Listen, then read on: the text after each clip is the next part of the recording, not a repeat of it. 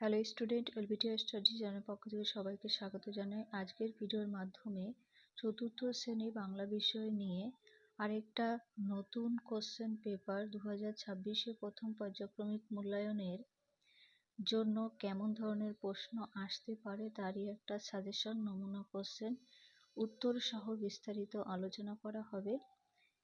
আজকের ভিডিওর কোশ্চেন পেপারটা পর্ষদ থেকে দেওয়া হয়েছে। ভিডিওর কোশ্চেন পেপারটা খুবই ভেরি ইম্পর্টেন্ট, তাই প্রত্যেককে দেখে নেবে।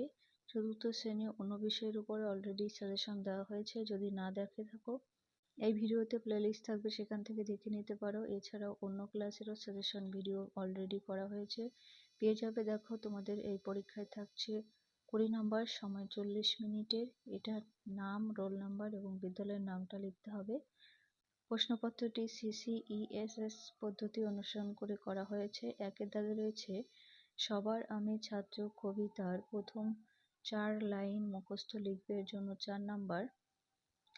তাহলে আকাশ আমায় শিক্ষা দিল, উদার হতে ভাইরে, কর্মী হবার মন্ত্র আমি বায়ুর কাছে পাইরে। এরপরে 2 দাগে শব্দার্থ লেখো, হাফ নাম্বার করে, 4টি করলে 2 নাম্বার।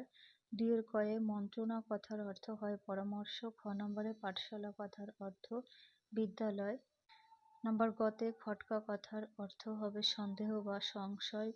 ঘতে বিপুল কথার অর্থ প্রচুর বা অনেক বা অঢেল, যে কোনো একটা লিখতে পারো। 3 দাগে বর্ণ বিশ্লেষণ করো। এখানে 2 নাম্বার থাকবে, অভাব দিয়ে ভাঙবে। তাহলে অযুক্ত ভযুক্ত আ, আযুক্ত বযুক্ত অ। নাম্বার খতে ক্রমাগত ভাঙবে, কযুক্ত অ, অযুক্ত ম, মযুক্ত আ, আযুক্ত গ, গযুক্ত অ, অযুক্ত ত, তযুক্ত অ। 4 দাগে বাক্য রচনা করো। দেখো, এখানে 2 নাম্বার রয়েছে শিক্ষা। শিক্ষা ছাড়া জীবনের উন্নতি করা অসম্ভব। আরেকটা লেখা হয়েছে শিক্ষক আমাদের শিক্ষা দেয়, যে কোনো দুটোর একটা লিখতে পারো। খতে বুদ্ধিমান দিয়ে বীরবল খুব বুদ্ধিমান লোক ছিলেন, অথবা ছেলেটি খুব বুদ্ধিমান। 5 দাগে একটি বাক্যে প্রশ্নগুলির উত্তর লেখো। এখানে 6টির জন্য 6 নাম্বার। 5-এর খতে রয়েছে তত্ত্বচান শব্দের অর্থ কি? তত্ত্বচান শব্দের অর্থ হচ্ছে খুব ছোট খুকু। খতে পোলিওতে কার আঙুলগুলো সব দলা পাকিয়ে গিয়েছিল? পোলিওতে ইয়াসু আকি চানের পায়ের আঙুলগুলো সব দলা পাকিয়ে গিয়েছিল। নাম্বার গতে রয়েছে বনভোজন কবিতাটিতে কারা খেলতে এসেছিল? বনভোজন কবিতাটিতে নুরু, পুষি, আয়শা, শফি এই 4 জন খেলতে এসেছিল। নাম্বার ঘতে কে কবিকে মধুর কথা বলতে শেখালো? এই নিয়ে খেলতে এসেছিল এটা হবে না, শেখালো এইটুকুই প্রশ্ন। তাহলে কবিকে চাঁদ মধুর কথা বলতে শেখালো। উমতে পেমেন্ডু মিত্রের সৃষ্ট একটি বিখ্যাত চরিত্রের নাম লেখো। পেমেন্ডু মিত্রের সৃষ্ট একটি বিখ্যাত চরিত্রের নাম হচ্ছে ঘনাদা। 4 নম্বরে লুসাই পাহাড়ের বিস্তার কতখানি জায়গা নিয়ে? 650-700 বর্গ কিলোমিটার জায়গা নিয়ে। তারপর 6 দাগে রয়েছে নিচের প্রশ্নগুলি উত্তর নিজের ভাষায় লিখবে। এখানে 2 নম্বর বরাদ্দ থাকবে। 6-এর কথে আছে পাকুয়া নদীর বর্ণনা দিতে হবে। তাহলে এখানে উত্তরটা লেখা রয়েছে, দেখবে তোমরা প্রত্যেকে। প্রমোদারঞ্জন রায়ের কাহিনী অনুসারে পাকুয়া নদী হলো বন্য ও দুর্গম লুসাই পাহাড়ের মধ্যে দিয়ে প্রবাহিত একটি প্রাকৃতিক সৌন্দর্যে ভরপুর নদী।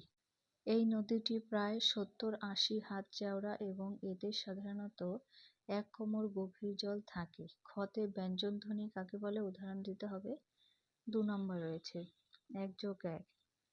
যে ধ্বনি উচ্চারণ করার সময় ফুসফুস থেকে আসা বাতাস মুখের ভেতর কোথাও না কোথাও বাধা পায় বা আটকে যায়, তাদের হচ্ছে ব্যঞ্জনধ্বনি বলে।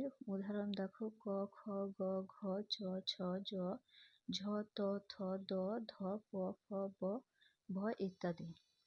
এই ছিল চতুর্থ শ্রেণী বাংলা বিষয়ের উপরে সাজেশন প্রশ্ন। এগুলো বাড়িতে তোমরা পড়তে থাকো। পরবর্তী ভিডিওতে চতুর্থ শ্রেণী অন্য বিষয় নিয়ে আলোচনা করা হবে। ভিডিও ভালো লাগলে লাইক করো, বন্ধুদের কাছে অবশ্যই ভিডিওটি শেয়ার করে দিও। আর আজকে চ্যানেলে নতুন হলে চ্যানেলটিকে সাবস্ক্রাইব করে পাশে থাকা বেল আইকনটি অন করে রেখো, পরবর্তী ভিডিও আপলোড করার সাথে সাথে তোমাদের কাছে নোটিফিকেশনটা পৌঁছে দেওয়ার জন্য।